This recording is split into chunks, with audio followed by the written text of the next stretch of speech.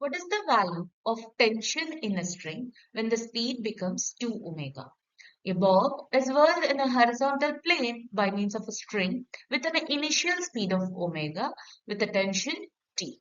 It's known that the tension on a string can be calculated using a formula m omega squared times r. So here it's given in the question. Initially it was omega. So here we can take this is our initial tension value. So here we have to calculate the change in the tension when the omega is equal to omega.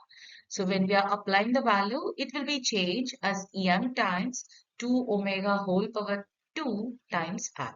So we can write 4 m omega square times r.